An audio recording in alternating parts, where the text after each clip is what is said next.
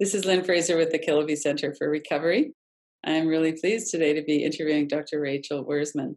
She has a fascinating area of work around addiction and trauma and connection. And I'm going to let her introduce herself. And in particular, how did you get interested in this work that you're doing? What was your journey to this? Well, hi, my name is Rachel Wurzman. I'm a PhD neuroscientist. And the way that I got into the addiction field was a little haphazard. So I was really interested in this one part of the brain called the striatum because I was initially interested in movement disorders because I grew up with a movement disorder called Tourette's. And so initially, my interest in neuroscience was just around. What made my brain work the way that it worked and what made it different from other people's and the same as other people's. And the part of the brain that's really, I think, very interesting in Tourette's and different in Tourette's is the striatum. But the striatum plays this really important role in integrating a lot of different brain circuits and releasing automatic behaviors of all sorts. So as you can imagine, it's also involved in addiction. And the reward center of the brain, the reward system that you hear about, involves the ventral, the bottom part of this structure called the striatum. And it's a part of the brain that's really important for learning and memory, for pairing stimulus and responses and things like that. So I was interested in initially what factors contribute to the development of this part of the brain. And that's really what I got, what I did my PhD studies in. And at the same time, I was very much a graduate student. And I think a lot of people who've been through the PhD process will tell you that there is a really big psychological challenge around it. And there can be a lot of, you could say, little t trauma in the Mhm. process too. I think any professional acculturation is. And so, a part of me observed the things that I did to sort of cope with the stress. And they're all very much in the realm of what I think is fairly normal for graduate students. But what I noticed in myself was, um, a tendency towards compulsivity in certain areas. And of course, I'm studying compulsive behaviors, so Mhm. I'm watching myself behave in ways and get a little neurotic about some things or other things, just as a means of coping with the stress as I went through it. And all of that didn't really reach my conscious awareness until really the end of graduate school. And I got involved. A friend of mine, Jennifer Nicolaisen, who is the executive director of the organization I'm now involved with Seek Healing. And her journey is really her story to tell of how she got there. But she founded this organization based around an observation of a friend of hers who was able to achieve abstinence from heroin with a non-traditional approach, but then was completely miserable, had no way of reintegrating with a community, was incredibly isolated, all of a sudden in abstinence, had to deal with all of this trauma that was unresolved, and her quality of life was pretty low, and she was pretty miserable, and it affected Jennifer pretty deeply. And she said, what good is getting abstinent if there's not a community you can Right. rejoin? Where's the life worth living here? So she founded this organization based in at enhancing recovery and really helping people recover through connection. And so as she was growing this organization, as a friend and a neuroscientist, she would come to me and tell me what she was doing. And I'd say, well, that's not really how addiction works. Or, really the way that this happens is this way. Or if you're talking to these people, you might want to use this language. And so I got involved on that level, and eventually got asked to be on the board of directors. And in the meantime, I was in a postdoc at the University of Pennsylvania, studying means of inducing plasticity in brains using non-invasive brain stimulation. And so things like magnetic pulses and electrical fields. And the insight that I was taking away from that phase that kind of came in was that what a person is doing when their brain is being stimulated to become more plastic Mhm. really determines what the effects are of that stimulation. Oh, So it's not just, so it's important. What that really kind of, the piece that brought to my attention is that when you're trying to change how brains are operating and you're inducing plasticity, it's really important not just what intervention you're giving, but what the context is of the person, what's going on in that person's brain, what experiences are active in that person's neurology while they're receiving that intervention. And so bringing that back to what we were doing with Seek Healing, we were planning a pilot program, and Jennifer had moved to Asheville to start the pilot program. Um, and it was really one of those things that evolved really naturally into the form that it's been in for the Mhm. last year with the pilot program. And so my involvement in recovery has also um, kind of grown with it, and I'll tell you more about that. I think when we talk about some of what makes the program a little bit unique and different. But Right, right. that's how I got here. Wow. So, yeah, what an interesting journey. And learning about compulsions and then tying it into our own. So Mm, my niece just graduated with her PhD, and mm, she had a tough time too. And some of it was cultural, some of it was, she had a baby in the middle of it, and there was all kinds of things. But definitely, there's so much, not just with doctoral students too, but so many people have a lot of little T trauma and don't recognize that mhm, that's even what's happened. And then there's all of the developmental trauma, childhood trauma mhm. that we're dealing with, and our brains are so affected by that. I think at the PhD in particular, there's a real tendency for social isolation that can really develop during the Um, PhD because with deadlines, with the amount of work you have. In my case, I worked in a lab in a basement, and I was in a very um, small lab, so there weren't other people down there with me, and you get in this habit of just isolating, and you have right. these colleagues, and on the outside, it looks like they're all doing these amazing things, and there's a level of shame, and I think a lot of people, Mm, particularly women, identify with the imposter complex right. kinds of phenomenon that can happen during graduate school. So these things, I think, really interact to have us feeling more isolated and with less connection with other people. And in some ways, in order to cope with less connections with ourselves, and that opens us up to compulsive behaviors. Right, right.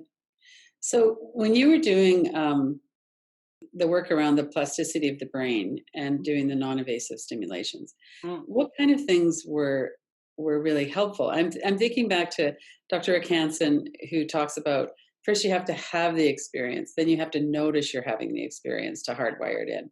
Hmm. So what's your response to that, and what were you finding? So first, I should say it wasn't around addiction. Mhm. It was in cognitive neuroscience, but actually, the lab, the major focus of the lab was on speech and language recovery after stroke.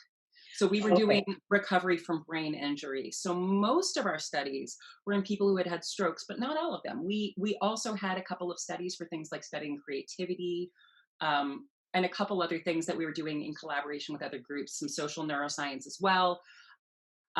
It really was a very collegial environment. So it's important to understand that what we're doing with non-invasive brain stimulation is we're stimulating circuits. We're stimulating a particular focal part of the brain, but all the parts of the brain are really connected. So when you make activity more likely, or you stimulate activity in one, you're actually stimulating activity downstream of that if the neurons are firing, and Mhm. upstream of that.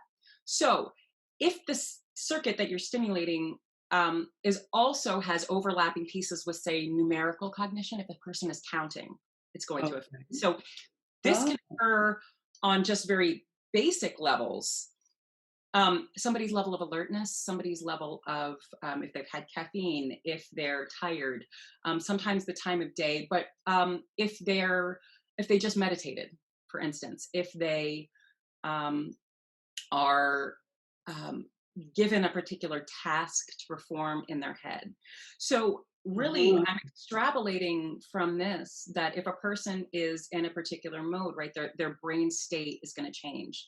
And in network neuroscience, um, uh, there's some really great work that shows different networks are active when we're thinking different kinds of things, and when we're in different kinds of emotional states or cognitive task states.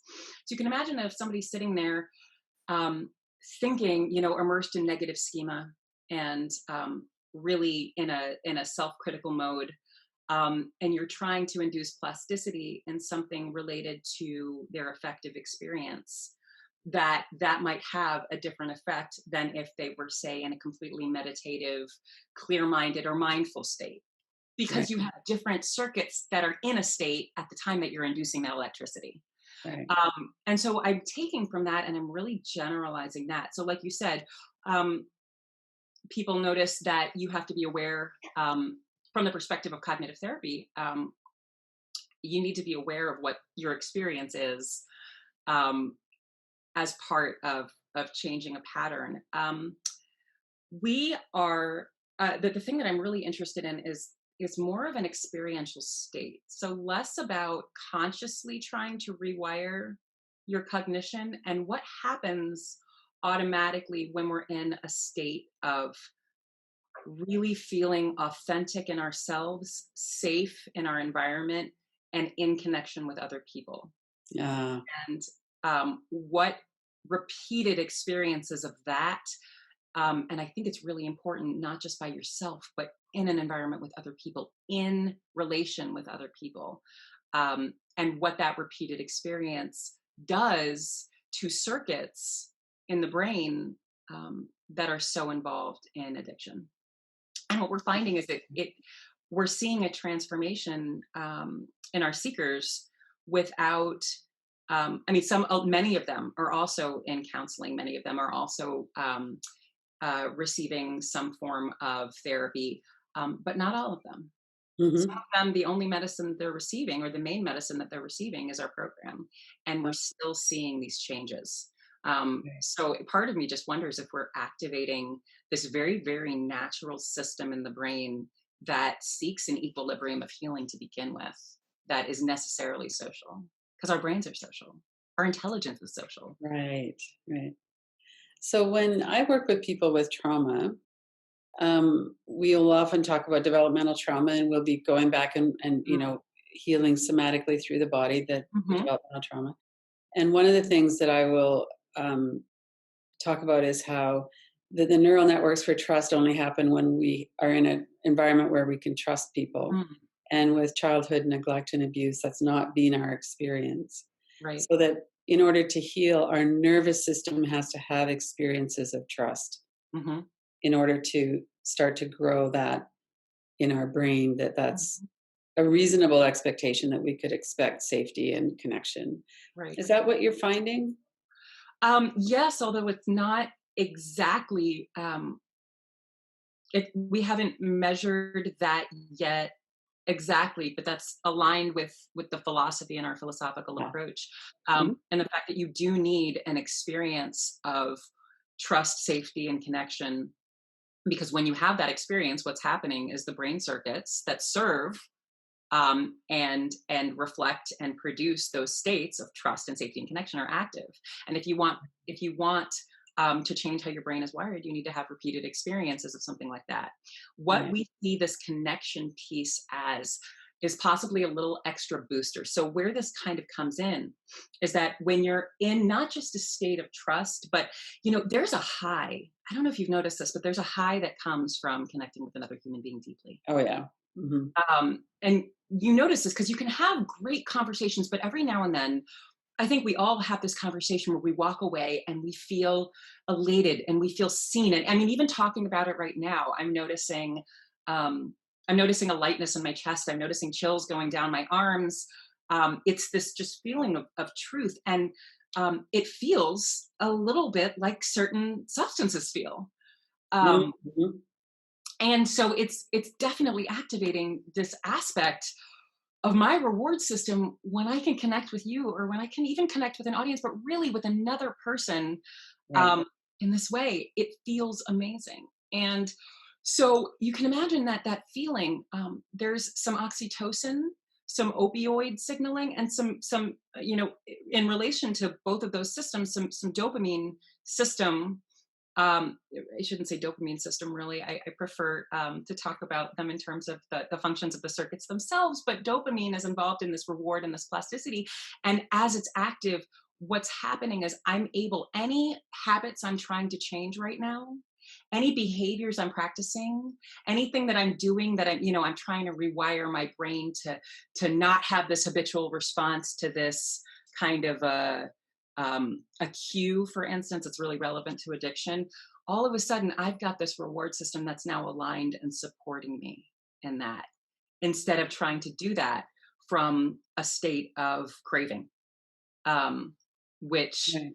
um, doesn't seem to work. We can help people. We can almost train people in a way to be abstinent, but the experience of having cravings go away, the experience of finding yourself neutral around a drug that you were bonded to in a really strong way, um, is often perceived as something that just happens. Um, and in the 12-step model, a spiritual experience and a spiritual awakening explains Hmm. that. Hmm. Um,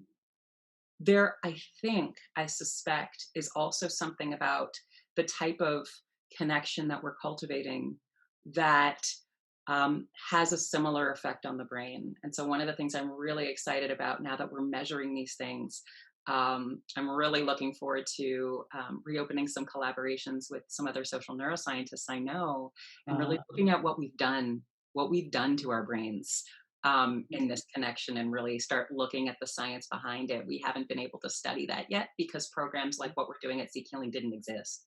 So right. Right. So you're really saying that our brain is it's very possible to heal the brain. it is. It is Yeah. possible to heal the brain. It is possible to recover from. Um, it is possible to recover from trauma. It's possible to rewire, and that's not to say that a state that maybe you spent a lot of time in your past won't pop up occasionally. Hmm. But if the symptoms of something are no longer active, it doesn't mean that um, all the things inside of you that could cause that to reemerge aren't still there. But if you're not experiencing the symptoms of an illness, are you really It's a and good question. as I say that, I'm catching myself with this word illness, because we it's it's habitual in this field to talk about it like that. And I really would love to talk more about the concept of what it really means to be sick or not sick, and seeing addiction as something that is really on a spectrum of very normal behavior, and really understanding what we mean in the medical community when we talk about disease, and normalizing the experience of recovering from addiction. Um, and I even like the term reintegrating um, from addiction. Mm, Um, instead of recovering from. Instead of recovering, I mean, so recovery is definitely a term that actually I identify with, and a lot of people identify with. And the question is really, what does it mean to recover? Um, and for me, recovery means, my recovery in my life is defined, and the way that we define it in Seek Healing is as um, a commitment to continually reassess and reevaluate behaviors that don't serve me, and the ability and feeling that I can do that, and a feeling of efficacy that when I identify something that's not serving me, I have the support and the tools um, Right. to be able to do something about that if I Right. want to. Um, and in that sense, we really aren't drawing any distinction between um, addiction as a bonding to substances and addiction as a bonding to something like your smartphone or video games or food. Mhm.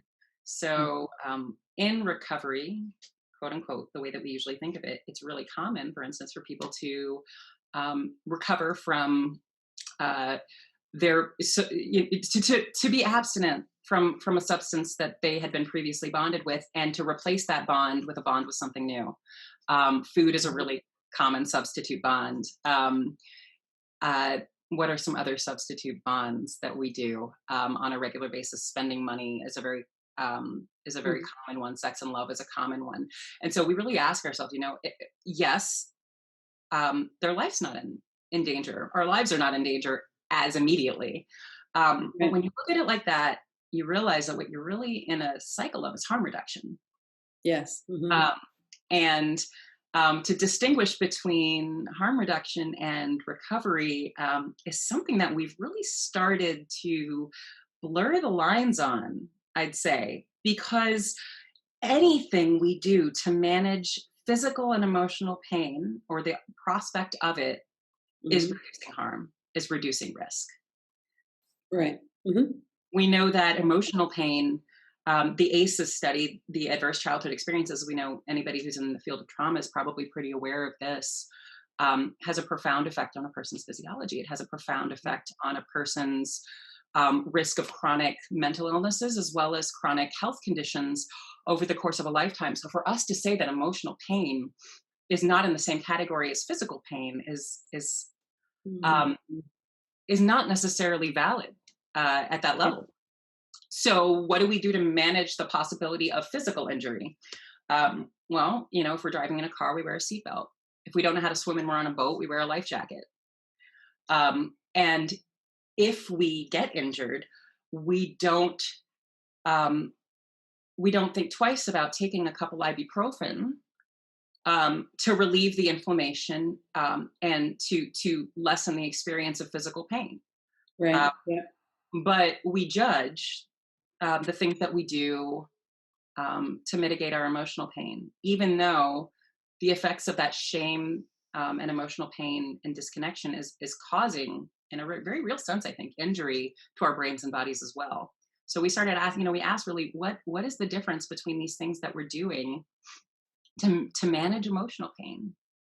Um, and in addiction, um, if we're lucky enough to replace the bond that we had with substances that was helping us um, manage our emotional pain with something else, then we're at less risk of dying and we may still be quite miserable. Right. Because what originally was driving the emotional pain hasn't necessarily been helped or dealt with, or yeah. Right. And what's driving us to the need to dissociate on some level or the Yeah. need to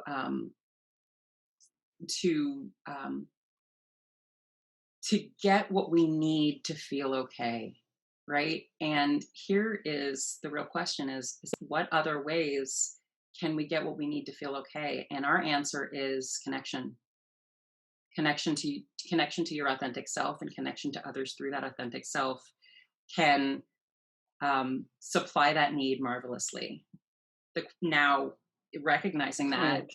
how do you provide that opportunity and how do you do it in a way that's accessible to everybody? Because not everybody has health insurance, not everybody can afford the best kind of trauma care and therapy. And this problem is a lot more widespread even than the opioid overdose crisis, and even than addiction.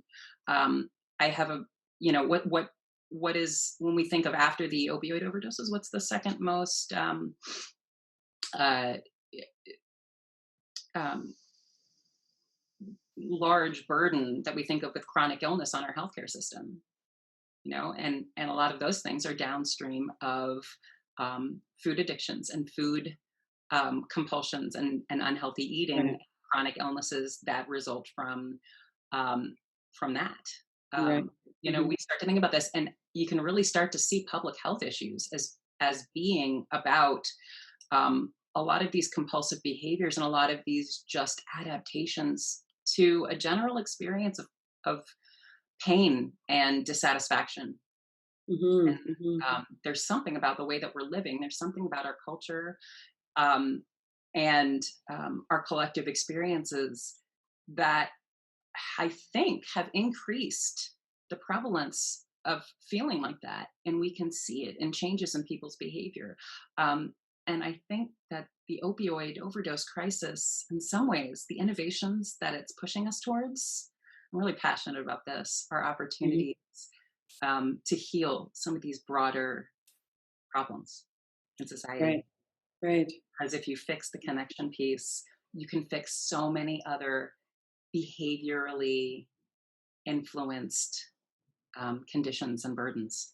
Hmm. Hmm. Sure. So let's talk about seek healing. And before we kind of get into that, maybe this is related, is I know a number of people who've done a lot of work on healing their own trauma, Mhm. and they're now safe for other people to be around. They don't lash out anymore. They're not just kind of numb. They're engaged, and they're really looking for people Mhm. to engage with and be connected with. And a lot of the people around them that maybe haven't done as much work on that aren't so trustworthy and reliable. So the experience is we want to have connection, and when we reach out for connection, often it's either not deep enough to really be satisfying, or there's still things that are happening that go, okay, I was right not to trust anybody, Mhm. that kind of reinforce that. Are Mhm. you seeing that kind of thing as well, or what would you say to that? We're really not. Um, and I think it has something to do with the container that we've created. Hmm. So, um, all of our seekers come in different places.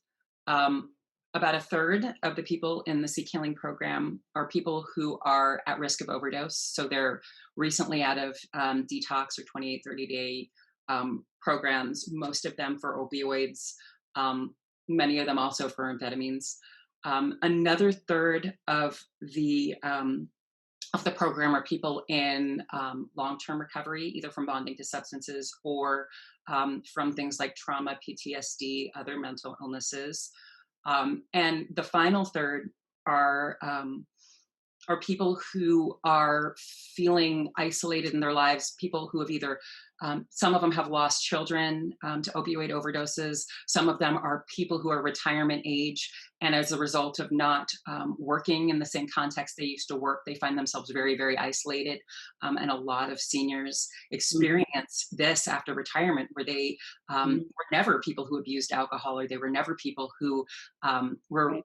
were compulsive and start developing these things. So we really have um, representation from the broader community. So I think that's the first part, is that everybody comes in and everybody's in a different place, and everybody who participates in the program um, are helped to acquire skills. And the way that we do that is through something called listening training, and we do that with one another. So there's probably a huge level of social learning in here.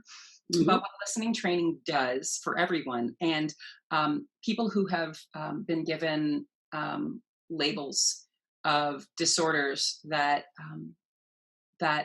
are highly stigmatized as not safe people to be around. For instance, Hmm. I noticed that, right? People who are traumatized are not safe to be around. What we're finding is that with this particular skill, um, people are more safe. Um, Let me give you an example. So, what listening training teaches everyone to do is first to listen inside yourself, and Hmm. second to be able to communicate what's happening inside yourself in those terms, only about, I'm noticing, I'm feeling in my body, there's this. And then uh, the other listening part is being able to receive somebody's communication like that and to reflect it back. And a lot of our listening activities um, are really centered around establishing patterns of non-judgment Hmm. without advice giving. And a person can come in with a lot of anger and with a lot of vitriol or attack or profound negativity, or maybe they've developed patterns of really extreme manipulation in order to get their needs met in their life. But in the container of this, there's something that happens where everybody seems to um, have a common experience with this. So in the container and the structure of the activities, um, it's safe, and we have staff members and seekers who are more experienced and who are there to provide extra support and extra care Hmm. for people who are struggling with trauma. So, for instance, we have something that the owl. An owl is our sort of mascot. So we use that metaphor a lot in the program. And so we have a space owl. at all of the events. And this person is there specifically to hold space for someone having a difficult experience. So Mm. somebody like an individual that, I think you might have been describing, if they're activated, if their trauma is activated in the context of this, there is somebody to go and have a one-on-one conversation where they are just with them, where they are just listening and reflecting back and not trying to change the person's perception and not trying to change that person's experience. And it deactivates. It just does. It, Right. it de-escalates and it deactivates the trauma experience and gets people recentered in themselves, in their bodies. There's something about being seen and being heard. Often in trauma, I think one of the problems is that there's this low level sense of panic about not being seen, our needs not being seen, our lack of safety not being seen, and a lot of the behaviors that we develop around that are to try and assuage this level of fear that we're Mhm. experiencing. Right. And there's something about being completely seen and not needing your experience to be any different that has the effect of calming people's nervous systems. Um, Right. And that not needing to be different is so important. mm, So often we feel like maybe someone's listening, but they're listening with an agenda to fix us. I want exactly. to That feel is judged and shamed and right. And that is the specific secret sauce, I think, of what the Seek Healing training and the Seek Healing program does. Is we right. really first we destigmatize addiction by placing all addictions and compulsive behaviors and anything on a spectrum, so that pretty much everyone in the program can buy in. Right. Everybody feels on some level that they're all doing the same kinds of human things.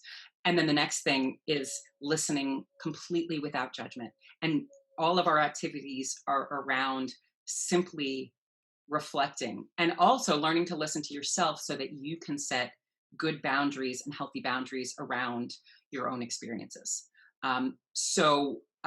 Advice is just not something that's given. And I can tell you actually that it's been challenging because I'm also, I didn't mention this earlier, but when I got involved with Seek Healing, I realized that I wanted more of a background in actually performing therapy myself, doing therapy, and a clinical qualification. So I went back to school for a degree in social work. So I'm Mhm. training as a therapist right now as I'm doing all this. This has just been a really interesting thing. Yeah. Yeah. Um, and so I've been really aware um, as a developing therapist of how listening in the context of the therapy I'm being trained in and listening and Seek Healing is different. So often my listenings and my reflections as a therapist have an agenda of imparting insight or sparking insight, Mhm. um, and really becoming aware of um, the difference between um, just listening Mm. and listening with an agenda. There's a lot of subtleties to it. It takes practice. It really takes practice. Um, Well, yeah, and in therapy sometimes we're wanting to help people see their patterns and the trauma and do some psychoeducation around that as well. mhm. I find that's very helpful in releasing shame if people realize, oh, this is just how human beings work. It's not a failing of mine. That's the experience that comes Yeah, out of listening in the various aspects of our program is right. you walk away with a sense of, oh, I'm just like everyone else. This these experiences I had that have made me feel so much shame Hmm. and have made me afraid to let anybody else see are things that other people are experiencing too. And it does release shame. It Right. does release shame. And having repeated experiences where vulnerably revealing those aspects of yourself and having it just simply received and be seen, Hmm. um, and then reflected in some ways. Part of our reflections we'll teach and talk about, we'll talk about how that impacted. So it might be, hearing you describe that. I'm noticing just a feeling of sadness in my gut, and it's Mm. reminding me um, of a similar experience that I've had, and I'm finding that I just want to express gratitude for you sharing that, and I can just describe my experience of what's happening, or I can say, hearing that really opens my mind, or it causes me to really reflect differently on something that happened, and I'm having this experience right now where um, I'm seeing something from my past differently. It Yeah. is this thing, and then the other person not only gets the experience of being seen and being heard, but having the experience they just share have meaning and have purpose. Hmm. All of these things come together to bond people to other people. Um, So you use the word bonded with instead of addicted to. mhm, So instead of saying someone's addicted to heroin, you would say someone is bonded with the substance of heroin. yes. So if and this really derives from the point of view that human brains and human intelligence is social. It evolved around social functions. Our survival evolved around social functions. Everything serves social connection as primates, as particularly as human primates. Hmm. So we have things that we're bonded to in our environment. When we have bonds to our communities and when we have bonds to other people, we are in a state of feeling okay. And when we have things that separate us from ourselves and from other people, um, that isolation begets trauma. It is traumatic in and It of is itself. traumatic, right? It is traumatic in and of itself. And the behaviors that we engage in and the behaviors of the people around us in under those conditions further trauma. And sometimes those situations escalate to big T trauma, or even historical trauma. But when we take all of that away, what's left with is a brain that functions by telling stories and by bonding with other people. And when we are separated from other people, um, we think of these compulsions as really being a bonding to another behavior, because what that behavior is doing is making it okay. Right. They're making you feel okay. Mhm. It's that subtle internal restlessness, that dissatisfaction, that impulsiveness. I gave a TED talk. I talked about a lot of that stuff in there, and um, I, for instance, was bonded to sugar and food, Mhm. and still have a negotiating. I'm still negotiating my relationship with food and the way that I use food to feel okay at certain times. Mhm. And so the point at which that becomes an addiction is where that bond becomes so strong that I lose control over it. So that's really where we can define the phenomenon of addiction by the usual things. They're not incompatible. They're not inconsistent. This isn't inconsistent with a disease model. It's just recognizing that what the healthy state of the brain is to bond socially, and what a disease state in the brain with a bonding to a substance naturally does is it decreases the need for any kind of interaction with another human being. And in fact, so it's reciprocal.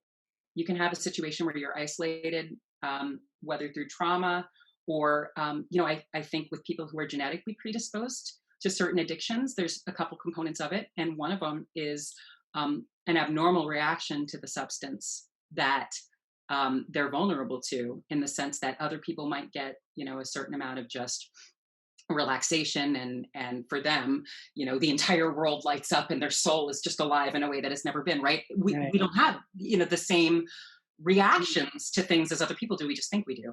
So that makes certain people vulnerable. And there may be people, it's interesting that some of the genes that have been associated with things like alcoholism are oxytocin Oh. receptor genes, right?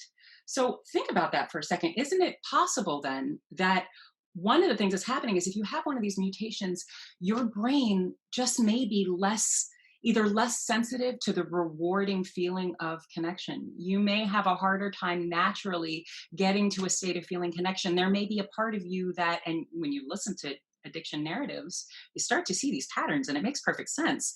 Mhm. That they could be surrounded by a room full of people they know love them, but they don't really feel connected to them, right? So I think that when we talk about the people who are vulnerable biologically to the disease of addiction, quote unquote, that's really who we've been talking about. But there's also social and cultural. This is biopsychosocial, and it's biopsychosocial spiritual. But with our change in our culture, our lifestyles, loss of jobs, loss of meaning, loss of these other things, loss of having eye contact, or at least voice contact Right. kinds of social interactions were also causing changes in the activation of those systems. Now that's going to cause changes in the way that those social circuits and reward circuits are wiring themselves. And so more people who may not have had that particular allele may be vulnerable to getting, what happens is it sensitizes the reward system. So it's like being in a state of really, when you're really, really hungry, a really average sandwich can taste amazing. It's like being Right. on a camping trail, right? You know, Mhm. dehydrated food is just manna from heaven. It's amazing. This is a great meal, right? So um, what happens is people who may not have otherwise had those soul exploding reactions that creates this obsession to experience it again, that people who are considered biologically vulnerable have. More people can have that, even if they weren't, they didn't fit that biological profile, because their systems are hypersensitized. The feeling of disconnection and trauma and anything that disconnects, I wonder sometimes if the polarized environment, the polarized socialized environment that we live in is also having, and this is a great study that I hope somebody does, Mhm. to look at whether it is sensitizing our reward systems, because I think that's why more of us are vulnerable to addictions. So what are we doing in that case, right? If the normal situation is connecting with other people, we're bonding to a behavior that is giving us a sense of relief. And in lieu of activation from a healthy lifestyle, and healthy social lifestyle, we're getting that need met by bonding. And we're going to keep going back to that behavior or that substance or that Right. process again and again. So we're vulnerable to it because we're isolated. And then as we get our needs met from it, the more profoundly we can activate that circuit. Opioids do that better than anything else. Right.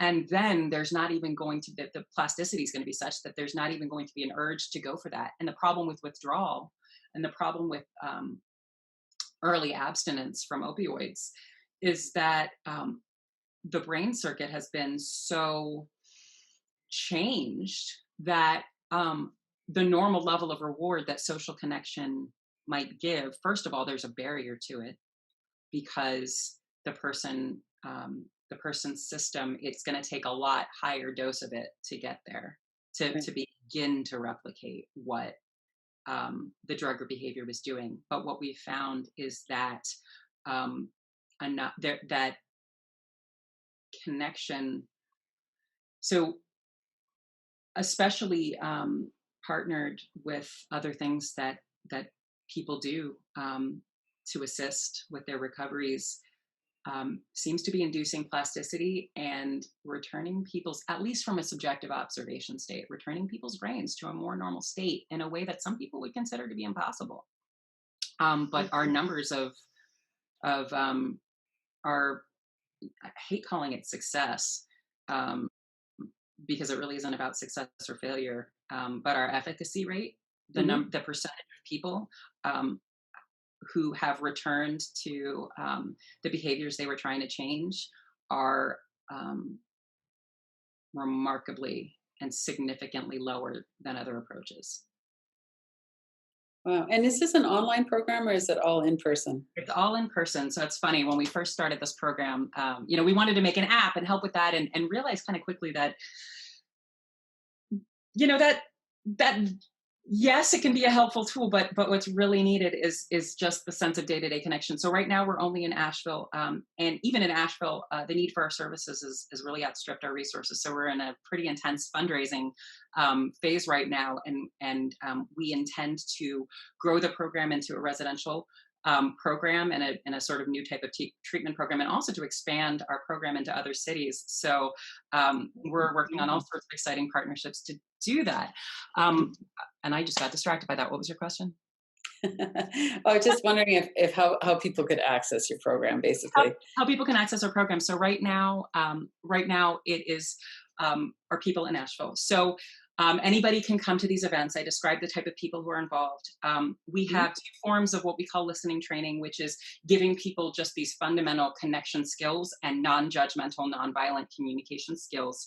One of them is a 2-day seminar, and the other one is a weekly shorter chunk for 6 week programs. And the rest of our program is built around opportunities to practice those skills. So we have a couple elements. People are paired in seeker pairs. So they're paired with other individuals that they can get together with and really just practice these interactions and practice communicating. Some people meet, bond, and the communication flows naturally. Some people prefer with their seeker pair to have a little bit more structure, prompts, activities, things like that. We provide all of that. And we have things like connection boosters. So, part of recovery and becoming part of community and getting connection is connecting with your passions and shared interests with other people. So we have partnerships all over town with anything from yoga studios, athletic activity studios like parkour or something like that, arts, music. We have growing numbers of different kinds of activities that people can get involved with the other seekers. And I have to say, one of the amazing things about this is what that's doing to stigma in the community, because the organizations know that Seek Healing participants are there, but they can't tell which of the seekers were bonded to opioids and which of the, or are struggling, with an ongoing issue, and which of the seekers are, not. And we're finding that that both for the people who participate and the people in the community, this normalizing a spectrum of addiction is doing more to eliminate stigma and self-stigma than talking about it as a disease, which keeps sort of a difference between people of, oh, you're the sick one, I'm the healthy one, I'm here to help you, you're here to be helped. We're all growing, we're all renegotiating these relationships. So we have connection practice meetings, which involve facilitated activities that help people to open up, get real in a safe place, practice mindfulness, things like circling, other experiences that people can have to feel connected in a group. We have socials and gatherings. So we have things like potlucks, and on Friday nights we meet in this space, and it's small talk free and substance free, and it's just a community gathering. It's like having a great house, in a village where everybody Small talk free. What? Small talk free? That's awesome. Yeah, substance free and small talk free. Yeah. And another element of this is we normalize social anxiety too, which is something that a lot of people who are in all sorts of recoveries identify with, but particularly addiction. We just sort of normalize the fact that, we're feeling awkward. And so there's a space owl there. And there's a practice in the program of just voicing, I'm having that feeling of awkwardness. I'm kind of like I'm in a bubble right now. I think it might serve me to go sit over there and hang out, and it's just totally normal to go. And if you don't feel like talking or you're feeling a little out of it, you go, and no one's judging and no one's bothering. And a space owl is there to help draw you out if you would like to be. So these are things that happen at our social connections. We have an element of community service because service is really important, but it's more than just volunteering. So what we're doing is we're bringing listening services into places like jails, places like medication-assisted treatment clinics, where we have absolutely no agenda to get anyone abstinent. We have absolutely no agenda to have anyone recovery. We are simply there to have a conversation where someone feels like a human being and like they're talking to another human being, no more, no less. And finally, the Extra Care program, which provides 100% free access to professional services that help people to recover from trauma and addiction, including different modalities of counseling, things like EMDR, the body work, access to things like massage and things like other somatic practices that help people to recover. Nutritional support is a really big thing in these early stages of recovery, and people who are in the Extra Care aspect of the program receive all of these things for free, and they meet regularly with our community manager and other people to sort of assess, all right, your intentions for your recovery, your intentions for use and non-use, and what behaviors are acceptable for you as harm reduction and what aren't, right? And maybe what's acceptable for someone as harm reduction is binging on Netflix, and what's not acceptable is any kind of substance, mood or mind altering chemical. For some people, the acceptable harm reduction is medication assisted treatment, and um, no use of alcohol. For some people, when they come into the program, their initial intentions are they don't want to use heroin, but they don't believe they have any issue with drinking alcohol moderately or using marijuana or cannabis or CBD, and we don't judge. We Mhm. just don't judge. But what we find is that so we support them in setting those intentions, and in an environment where somebody can be completely free to say like, yeah, that didn't go so well last night, or Right. without feeling shame, without feeling like they have failed or relapsed, or they're doing more research, they come quickly to the conclusion of what is serving them, what is making them feel good, what is making them feel bad, what it seems like they can do with some sort of safety, and what they don't, and it completely eliminates that resistance. And what's interesting is we're finding that the people who maybe were never alcoholics, so to speak, or who could use other things moderately, find that they can use something moderately, but they were the same people who were relapsing on heroin and doing all the normal, threatening antisocial behaviors to get the money to all of that thing, winding up in jail, relapsing. Um, and they recover their lives completely. And we also find that people who were the type of people who needed complete abstinence, who couldn't safely use substances, get Mhm. there on their own. They get there on their own, um, and continue even after they get there to reevaluate what is making them feel connected, what is getting in the way of their feeling connected to other people. Right. So, it's almost like when I think about this, I think about how for everyone who's getting training, in psychotherapy, it's counterintuitive that if you talk about suicide with somebody, that you might plant the idea in their head. And of course, that's not how suicide assessment, goes or Right. works, right? Okay. That it's sort of the same thing, allowing people to come to this conclusion on their own without judgment. Mhm. Um, if they're part of our program, they have an intention, almost by definition, they have a very strong intention not to use opioids, not to use the things Right. that are immediately life threatening. Mhm. That's at least the Right. intention. Yeah. And I just want to briefly say that of the participants in the program, at 1 year, 87% are meeting their intentions Wow. by using. That's So we amazing. have 33% um, in the program early on will have returned to opioid use. Most of them just once. All 100% of them stayed engaged in the program and returned to their Mhm. recovery. And it's 87% by 6 months to a year. And even those that haven't, they stay engaged. Um, Right. Right. and um, And they're not shamed into moving away from it. No, that it really truly is. There's no failure in that. It's a data point. It's wow, that didn't serve me. Um, Right. Right. Someone else is like, yeah, I mean, last night, I really thought that I could have a cookie, and I'm trying to lose weight, and I thought I could have like 3 cookies, and I ate the entire box.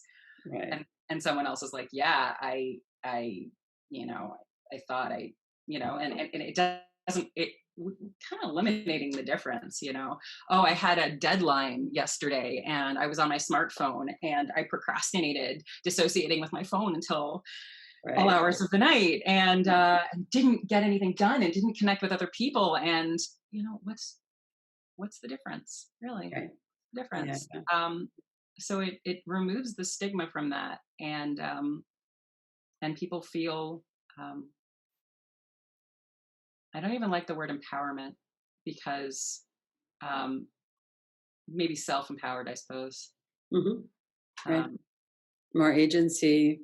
yeah, yeah. People are drawn to, when people have an experience, a safe experience, a healthy place, that is really what the draw is too. And when you can get regular experiences of connection with other people, it's not that we all instantly put down our drugs, little d drugs, not big Mm. d drugs. We don't. Right. But when we can connect, we are able to rewire our brains to induce that plasticity and change our patterns of behavior. And for a lot of people, there's a how in 12 step, especially, in the people that it really does work for early on in the history, we talk about these profound changes in people in very short periods of time. we see that in our program. Right. Hmm. And it's really unpredictable who might, you know, who who's going to have that. Oftentimes it is those individuals that therapists have written off as unsafe people. Right. Right. Wow. So, what's your website address so people can look you up? Seekhealing.org, SEEK HEALING.org, all one word, of Okay. course. Um, and um, they can reach out to me if they'd like to with questions about Rachel at seekhealing.org. Okay. And I'll queue up your TED Talk as well so people can see that. Great. Yeah. So much. Okay. So, I have another question kind of as we're getting towards the end here. So, if somebody is, and this partly relates back to you talked about cues and craving. Mm. So, if somebody is really struggling with that, maybe they're new in recovery or they just are having a hard time not kind of following along with whatever it is that they're bonded to. What would you suggest would be some things that they could do? Well, it's like anything else, reach out to another person if you can, Hmm. come to an event if you can. Um, this is where other things that people learn and other tools. Our program's not mutually exclusive with 12 step. A lot of people, especially the people who are in long-term recovery, but um, will have 12 step programs alongside their Seek Healing program. Maybe they get involved as a way to do extra service and initially and wind up really liking the container. Um, they can engage in any of the skills that they learn in therapy and counseling and things like that, but really replacing getting into the habit of when you feel cued and craving to take an action that puts you in a situation a safe situation. Obviously you got to have access to that. To connect with another other human being is the most effective thing that anyone can do, and they'll tell you that in 12-step programs too, you know, that you reach out to someone else in the program, especially you reach out to help someone else in the program. So Right. when I'm feeling cravings and I've got a healthy balance in my life, a healthy spiritual and social and everything else balance. I can recognize that most of the time and reach out to another human being and maybe provide listening services. Or if I'm new in recovery, just reach out and say, "Can you hold space for me?" Right. Um, and talking it out. Sometimes naming it makes it less. Mhm. But having a connection experience, whether through service, whether through listening, whether through finding someone to hold space for you, um, it really it really diffuses that charge. Um, but you have to have enough of those connection experiences in order for that to even pop into your head as the thing to go to. Right. And then it becomes a habit of going to the connection thing, to replace your drug cue, to replace that behavior with a different sort of bonding behavior. And it's self-reinforcing. The brain is particularly marvelous like that. That's how it evolved. It's self-reinforcing. It activates your reward system. It releases you know, oxytocin. It activates networks that that are involved. It's going to shift activity away from networks that are active when you're feeling isolated, judged, rejected, left out, Hmm. towards the ones that blur the boundaries between me and you and community, and that feels good. That's our biology, for that to feel good. Right. Right. So we're already set up to move towards connection. We are, but it takes practice, and Takes practice. that's the important part. It takes practice. It is a daily conscious effort, and one of the advantages to having a program without any sort of judgment, there's really no wrong steps, is it's a place where people can feel okay to come even if they didn't do so well last night. Right. And Hmm. I'm not saying that we're saying, oh, it's okay, keep trying. No, it's less judgment than that. Our practices, it really is. I hear that. Like, that sounds like a really rough place that you're in today.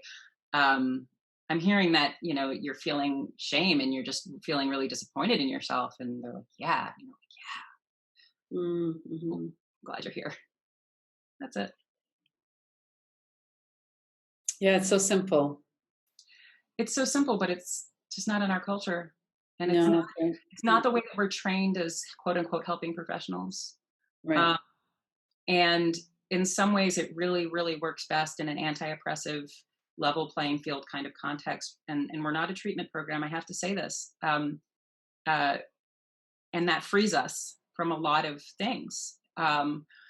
We are a community, and we see this intervention for addiction as a community level addiction treatment program. We're treating the community. We're not giving medical treatment to individuals, although we are helping them access that treatment Hmm. uh, where they desire it and where it's necessary. We're treating stigma at the level of the community. We're treating self-stigma. We've got a great research study that we're going to be launching very soon to really quantify these things and publish this. Um, Wow.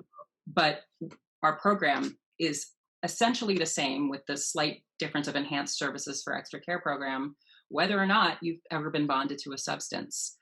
Um, and Hmm. it really creates skills that are healing the entire community. And our belief, our hope, and our preliminary observation is that we're creating a community that is more resilient to addiction.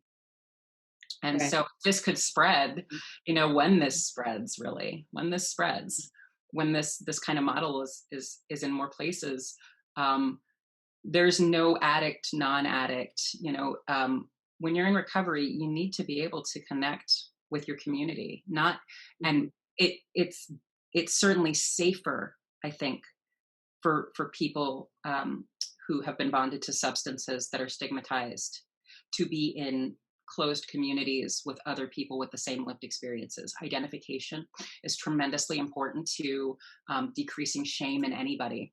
Hmm. But what if you could identify a little bit, at least on some human level, beyond that? Right. Um, what if you didn't have to keep those parts of your life a secret? And of course, Yeah. society is what it is. So we have a safe space for that. Currently, we create a Right. safe container, Yeah. but it's possible that this percolates out through communities. We can heal ourselves. Group. Mm-hmm. That's the dream. Well, and it's a dream that's taking shape, Hmm. this community. That's wonderful. It really is. Mhm. Thank you So if so there's other people that are involved in any kind of recovery work, addiction work, trauma work, could they reach out to you and learn some of the elements of your program as much. well? Absolutely. Yeah. Please reach out to me. We have listening training, so we can travel around and do listening training. Oh, There's some desire to bring it in to treatment programs. mhm. A lot of the staff have had tremendously powerful experiences with it, um, and other communities. We welcome that sort of input. And as I said, right now we're also really actively expanding our network so that we can start to seed this program. So yeah, Great. we can help share some of these skills and some of our insights with your organization. Mhm. Reach out. And if you have other ideas or input or reflections, I've heard from attachment therapists. It's great to hear from other professionals Mhm. whose approach really resonates with this, and to hear about their experiences in the context that they've been using at it. And it's all about really kind of spreading this perspective and spreading Mhm. this way of approaching the problem um, that doesn't Yeah. have the kinds of limitations of creating separation. That Mhm. is what I think the big negative is of the medical model. Mhm. Yes, psychosocial. Yeah. Yes, it's a brain-based state. Yes, there's biological components of it. There's also psychological components, and we've got such good treatment for them. We've got Yeah. such good biological treatment. We've got such really pretty good psychological treatment. But the social is sort of given lip service. It's like, oh, go do a volunteer experience. All right. That's not it. It's not just a volunteer experience. That's not the essence of what's needed on the social side. So when you're addressing the social side of things, um, and you've got all three of those things coming together, that's when recovery, I think, really happens. And you get that connection boost. Yeah, Yeah. I get the Yeah. Yeah. connection That's a piece. good way to put it. Yeah. Well, thank you so much for helping us to learn about your program, and it really does feel in alignment with what we do at the Kiloby Center as well. Mm. No shame, just really, however it is, let's learn from it, and um, just kind of that connection and that safety that you're providing for people of all kinds of experiences is so important.